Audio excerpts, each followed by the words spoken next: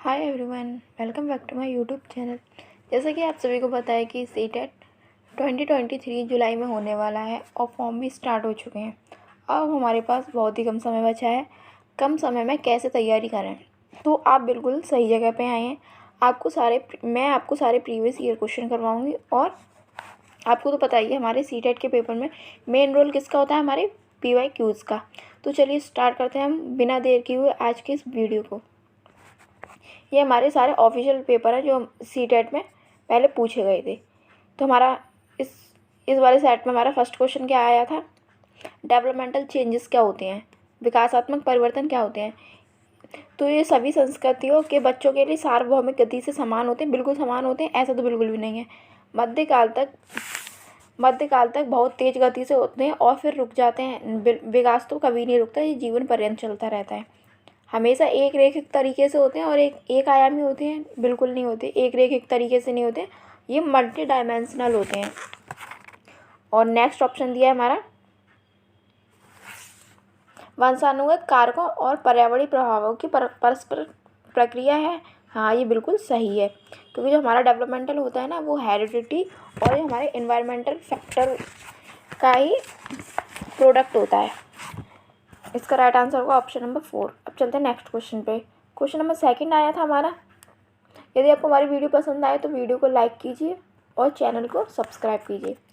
Second question आया था हमारा, स्थूल गत्यात्मक चालन कौशल का उदाहरण है, जबकि डैश में सूक्ष्म गत्यात्मक कौशल की आवश्यकता होती है। स्थूल गत्यात्मक क्या होते हैं, हमारे ग्रॉस मोटर स्किल्स, जिसमें हमारी बड़ी मांसपेशियाँ यूज़ होती हैं।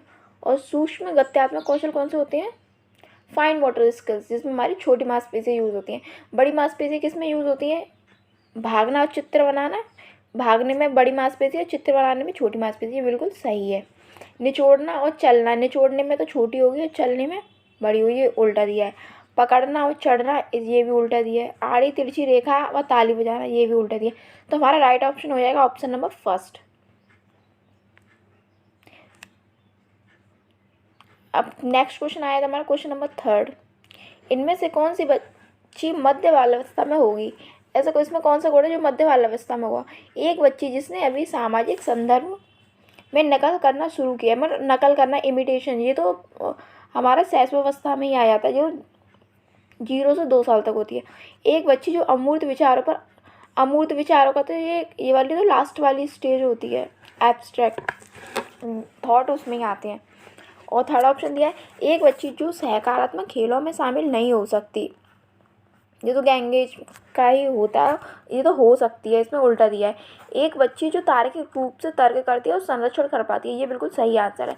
मतलब वो तर्क कर पाती है और संरक्षण कर पाती है, मतलब क्लासिफिकेशन, कंजर्वेशन कर पाती है चीज़ों को। हम उसको अलग अलग चीज़ें दे दें, मतलब अलग अलग पैटर्न वाइज, मतलब बहुत सारे वो दे दें, सर्कल दे दें, ट्रायंगल दे दें और रेक्टेंगल दे दें, तो वो ना उनको अरेंज कर पाएगी, सारे सर्कल को सर्कल में, मतलब पहचान पाएगी सारी चीज़ों को। नेक्स्ट क्वेश्चन आया था हमारा, क्वेश्चन नंबर 5 आया था, 4 आया था हमारा, अदर्शन और रीज़न वाला आया था। अभिकथन दिया था, बच्चे सर्वप्रथम अपने परिवार में व्यवहार के तरीके से सीखते हैं और मूल्यों और जीवन के मानदंडों को जानते हैं, बिल्कुल सही बात है। और इसका कारण क्या दिया है, परिवार बच्चों के सामाजिकरण का द्वितीय अभिकारक है, ये तो बिल्कुल गलत है। जो हमारी फैमिली होती है वो सामाजिकरण का प्राथमिक कारक होती है, और इसमें क्या दिया है, द्वितीय। ये फर्स्ट वाला सही है और इसका कारण गलत दिया, तो इसका राइट आंसर क्या हो जाएगा आपका, ए सही है लेकिन आर गलत है। अब चलते हैं नेक्स्ट क्वेश्चन पे। यदि आप जो पहले 2021 और 22 में जो हमारे सीटेट हुआ था, ऑनलाइन पेपर हुए थे, वो भी हमारे चैनल पे प्रोवाइड करा दिए गए हैं। आप चाहें तो उनको देख सकते हैं, मैं आपको लिंक दे दूँगी डिस्क्रिप्शन में, ठीक है। अब नेक्स्ट क्वेश्चन आया था हमारा, क्वेश्चन नंबर 5 आया था, निम्न में से कौन सा युग्म सही मिलान है। शैशवावस्था में बच्चा तर्क को लागू करता है, बिल्कुल गलत। पूर्व संक्रियात्मक अवस्था में बच्चा निगमात्मक व तार्किक सोच प्रारंभ हो जाती है, ऐसा तो कुछ भी नहीं है। और मूर्त संक्रियात्मक में अभी हमने ऊपर पढ़ा था, वर्गीकरण व संरक्षण कर पाता है, क्लासिफिकेशन कर पाता है बच्चा। मूर्त संक्रियात्मक अवस्था होती है कॉन्क्रीट ऑपरेशनल स्टेज, ये होती है 7 से 11 वर्ष तक की एज। अब चलते हैं नेक्स्ट क्वेश्चन पे। क्वेश्चन नंबर 6 आया था हमारा, पियाजे के संज्ञानात्मक विकास के सिद्धांत के अनुसार स्वयं व पर्यावरण के बीच संतुलन की क्रिया कहलाती है। संतुलन की प्रक्रिया क्या कहलाती है? साम्यीकरण, मतलब इक्विलिब्रेशन। ये तो सीधा सीधा क्वेश्चन है। क्वेश्चन नंबर 7 आया था हमारा, निम्न में से कौन सा कथन लेव वाइगोत्स्की के बारे में विचार को सही प्रकार से दर्शाता है? वाइगोत्स्की ने सुझाव दिया है कि बच्चों में बहुत सारी क्षमताएं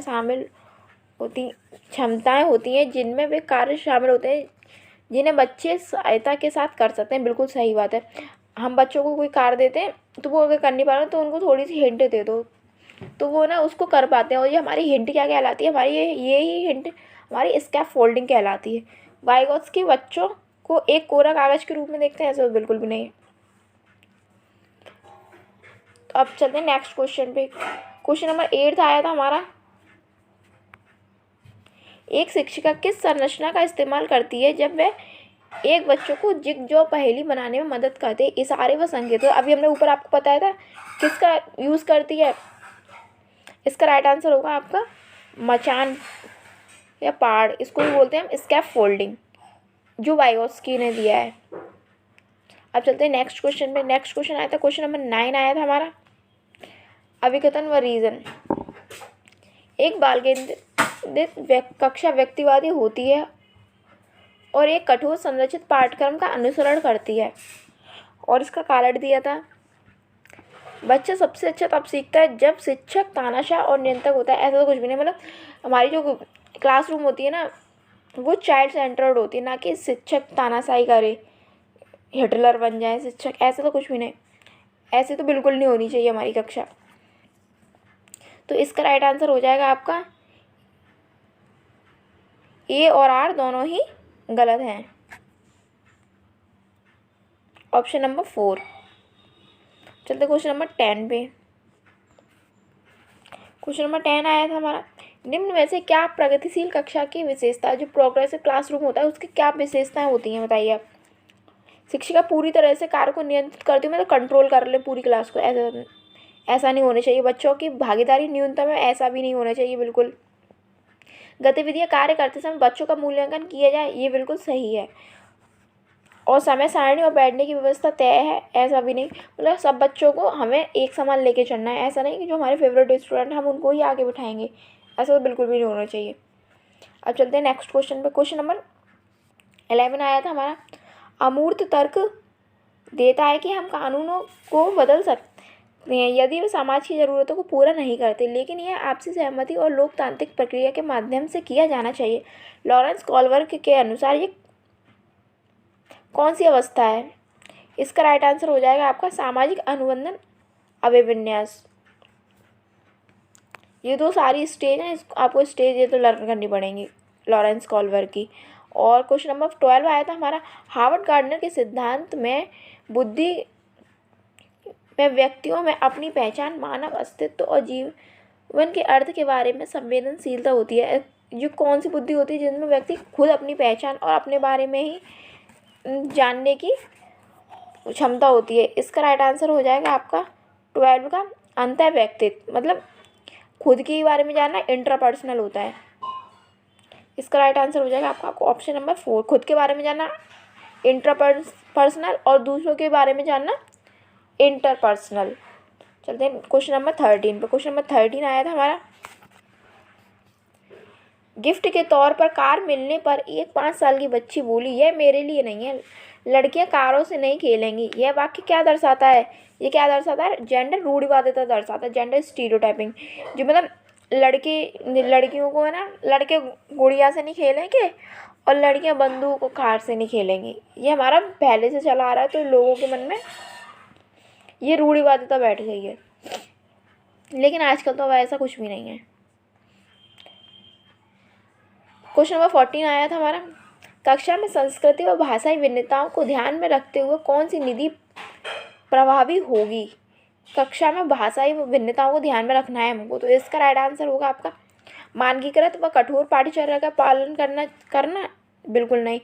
प्रत्यक्ष निर्देश के तरीकों का उपयोग करना बिल्कुल भी नहीं। कक्षा में प्रतिस्पर्धा की भावना को बढ़ावा देना, मतलब कंपटीशन करवाना हमें बच्चों में बिल्कुल भी नहीं। भिन्नताओं के अभाव को रूप में न देखना बिल्कुल सही आंसर। जो भिन्नताएं हैं ना, उनको हमें भिन्नताओं के रूप में नहीं देखना, मतलब उनको हम सबको एक समान रूप से देखना है। क्वेश्चन नंबर 15 आया था हमारा, राष्ट्रीय शिक्षा नीति NEP 2020 प्रस्तावित करती है कि मूल्यांकन हमारा कैसा होना चाहिए। शैक्षणिक वर्ष में एक बार ली जाने वाली औपचारिक परीक्षाओं के माध्यम से किया जाए, ऐसा बिल्कुल भी नहीं। हमें मतलब पूरी साल पढ़ाना है और फिर एक बार मूल्यांकन करो, बिल्कुल। एक निश्चित अवधि में बच्चे की प्रगति लगाने के लिए महत्वपूर्ण है, बिल्कुल सही बात है। मतलब समय समय पर मूल्यांकन होना बहुत ज़रूरी है। शैक्षिक गतिविधियों का केंद्र होना चाहिए, गलत। अब क्वेश्चन नंबर नेक्स्ट पे चलते हैं। क्वेश्चन नंबर 16 आया था हमारा, समावेशी शिक्षा के लिए क्या आवश्यक है। विद्यार्थियों में क्षमता आधारित कठोर समूहन, कठोर नहीं। व्यक्तिगत मतभेदों को ध्यान और सम्मान, हाँ, जो उनकी व्यक्तिगत भिन्नताएं हैं, जो कोई कैसा बच्चा है, कोई किसी संस्कृति से आ रहा है, कोई किसी और संस्कृति से आ रहा है, तो हमको ना उसको ध्यान रखना है और हमको सभी का सम्मान करना है। सबको एक लेवल से देखना है, ना कि सबको एक लकड़ी से हाँकना। नेक्स्ट क्वेश्चन आया था आपका, क्वेश्चन नंबर 17 आया था आपका, निम्न में से कौन सा व्यवहार पठन वैकल्य की पहचान है। पठन वैकल्य मतलब पठन वैकल्य, रीडिंग डिसऑर्डर की पहचान कौन सी है। इसका राइट आंसर होगा आपका बी को डी के रूप में देखना, मतलब बी को डी के रूप में देखना, और 21 को 12 पढ़ना, 6 को 9 पढ़ना, वॉज को 100 पढ़ना, ये होते हैं हमारे रीडिंग डिसऑर्डर होते हैं। इसका राइट आंसर होगा ये है पहचान। कम अवधि, कम ध्यान, कम अवधि, ये तो बिल्कुल नहीं, ये ADHD का है। अब चलते हैं नेक्स्ट क्वेश्चन पे। क्वेश्चन नंबर 18 आया था हमारा, जो विद्यार्थी जिन्हें स्वाधीनता है उनकी पहचान उनके सामने आने वाली किस क्षेत्र की चुनौती से की जाती है। स्वाधीनता है उन्हें, इसका राइट आंसर होगा आपका 18 का अभिव्यंजक और ग्रहणशील संचार में चुनौती, मतलब वो ग्रहण नहीं कर पाते कोई चीज़ों को, ना वो अपनी बात को एक्सप्रेस कर पाते हैं। क्वेश्चन नंबर 19 आया था हमारा, जो विद्यार्थी जिन्हें दिव्यांगता है उनके सफल समावेशन के लिए क्या आवश्यक है। जो दिव्यांग बच्चे हैं उनके सफल समावेशन के लिए क्या आवश्यक है। सुलभ अवसंरचना इमारतें, विद्यार्थियों का अलगाव और शिक्षकों के पक्षपात रवैया, और साथियों के बीच सहानुभूति और दया। इसका राइट आंसर होगा सुलभ अवसंरचना और इमारतें। नेक्स्ट क्वेश्चन आया था हमारा, क्वेश्चन नंबर 20 आया था,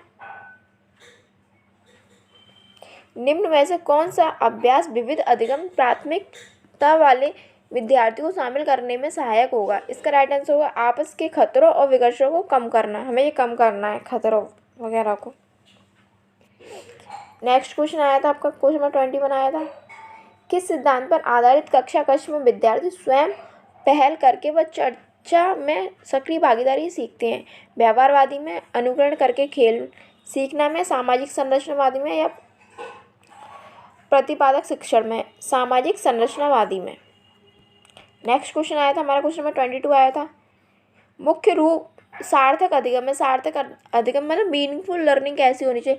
मुख्य रूप से ज्ञान का ज्यों का त्यों उत्पादन करना, मतलब जैसा तुमने पढ़ा वैसा ही होगा। दो तब होता है जब विषय वस्तु को गैर संदर्भित किया जाता है, तब होता है जब सक्रिय रूप से विद्यार्थियों को अधिगम को नियंत्रित करते हैं। अब चलते हैं नेक्स्ट क्वेश्चन पे। नहीं, इसका आंसर ये होगा, सार्थक अधिगम में विश्लेषण, समालोचनात्मक सोच और समस्या समाधान की प्रक्रिया शामिल हैं, जिसमें क्रिटिकल थिंकिंग और जैसे प्रॉब्लम सॉल्विंग जैसी चीज़ें जिसमें जो इंक्लूड हो, वो ही हमारा राइट आंसर होगा। क्वेश्चन नंबर 23 आया था हमारा, राष्ट्रीय शिक्षा नीति 2020 में निम्न में से किसकी वकालत नहीं की गई। संरचनात्मक समझ पर जोर, योगात्मक मूल्यांकन, पाठ्यक्रम में वृद्धि, प्रौद्योगिकी में कमी। किसकी वकालत नहीं की। इसके राइट आंसर होगा सेकंड, थर्ड और फोर्थ, ऑप्शन नंबर 4। इसकी नहीं है, योगात्मक मूल्यांकन नहीं किया गया, पाठ्यक्रम में वृद्धि नहीं, और प्रौद्योगिक टेक्नोलॉजी में मतलब कमी नहीं की। मतलब ये तो किया गया है, हमें इसमें बता रहा कमी नहीं, टेक्नोलॉजी को बढ़ावा दिया गया है NEP 2020 में। नेक्स्ट क्वेश्चन आया था हमारा, क्वेश्चन नंबर 24 आया था, निम्न में से कौन सा युग्म प्रतिक्रिया और लक्ष्य अभिविन्यास का सही मिलाप है? किसी विशेष रुचि के क्षेत्र में क्षमता के सुधार के लिए कार्य प्रत्यक्ष करना, महारत हासिल करने की दिशा में उन्मुख लक्ष्य, बिल्कुल सही। नगद पुरस्कार जीतने के लिए परीक्षा की तैयारी करना, बिल्कुल गलत। कक्षा में प्रथम स्थान पाने के लिए, मतलब जी स्थान पाने के लिए और हमें गिफ्ट पाने के लिए करना, ये गलत है। क्वेश्चन में नेक्स्ट आया था, क्वेश्चन में 25 आया था, विद्यार्थियों के अधिगम को सुसाध्य करने के लिए एक शिक्षिका को निम्न में से किस पर ध्यान देना चाहिए? परीक्षाओं के प्रति भय पैदा कर दो, पेपर आने वाले हैं, सब बच्चे डर जाएं, बिल्कुल। रट कर याद करने पर बल देना, निष्क्रिय सुनने को बढ़ावा देना, बिल्कुल नहीं। बच्चों के पूर्व ज्ञान से संबंध जोड़ना, तभी तो बच्चे सीख पाएंगे। हम उनके बच्चों को जो प्रीवियस नॉलेज है उससे हम कनेक्ट करके पढ़ाएंगे बच्चों को, तब सीख पाएंगे। जो CDP की पेडागोजी होती है ना, आप ना इसको ना तो किसी किताब से बेहतर कर सकते हैं, ना ही आप कहीं से खुद से बुक वगैरह पढ़ के। ये आपकी है ना कैसे बेहतर होगी, जब आप ना इसके लिए आप खुद के जो CTET में क्वेश्चन पूछे गए हैं प्रीवियस ईयर क्वेश्चन करके ही आपकी जो CDP होगी वो आपकी बेहतर बनाई जा सकती है। इसीलिए जो आपके CDP के प्रीवियस ईयर क्वेश्चन है, सारे प्रीवियस ईयर क्वेश्चन को सॉल्व कर लीजिए। इससे आपके पूरे 30 में से 30 नंबर आने के पूरे चांसेस हैं, आप प्रीवियस ईयर क्वेश्चन कर लेते हैं तो। क्वेश्चन में 26 आया था, निम्न में से कौन सा विद्यार्थियों द्वारा निर्मित भ्रांतियों से निपटने के लिए एक रचनात्मक दृष्टिकोण है? इसका राइट आंसर होगा भ्रांतियों के प्रत्युर हेतु उपयोग और अवलोकन के अवसर देना। नेक्स्ट क्वेश्चन आया था आपका, क्वेश्चन नंबर 27 आया था, निम्न में से क्या विद्यार्थियों के बीच किसी कार्य की संरचनात्मक समझ को सुसाध्य करने में सहायक है? क्या सहायक है जो उनकी संरचनात्मक समझ को सुसाध्य कर? चर्चा और संवाद। जब हम उनकी चर्चा करेंगे विद्यार्थियों से तभी तो उनकी समझ को बेहतर बना सकेंगे। नेक्स्ट क्वेश्चन आया था, क्वेश्चन नंबर 28 आया था आपका, प्रभावी अधिगम हेतु एक शिक्षिका को विद्यार्थियों में डैश को सक्रिय करना चाहिए। क्या सक्रिय करना चाहिए? क्षमता में स्थायी मानने की धारणा, क्षमता में वृद्धिशील होने की धारणा, जो उनकी क्षमता है समझने की क्षमता है उसको वृद्धिशील होने की धारणा। नेक्स्ट क्वेश्चन आया था आपका, क्वेश्चन नंबर 29 आया था आपका, निम्न में से कौन सा बाह्य अभिप्रेरण का उदाहरण नहीं है? मतलब एक्सट्रिंसिक मोटिवेशन का उदाहरण कौन सा नहीं है? दंड से बचने के लिए गृह कार्य करना, ज्ञान प्राप्त, ये तो बाहर का ही है। ज्ञान प्राप्त करने के लिए वाद विवाद समूह में शामिल होना, ये सही है, ये हमारा इंटरनल मोटिवेशन का उदाहरण है। प्रतियोगिता जीतने के लिए शतरंज खेलना, ये तो बाह्य का ही है। साथियों को प्रभावित करने के लिए नृत्य में भाग लेना, ये भी एक्सट्रिंसिक मोटिवेशन का उदाहरण है। और ये हमारा आज का लास्ट क्वेश्चन आया था, डैश के इस्तेमाल से विद्यार्थियों की उपलब्धि डैश में होने की संभावना है।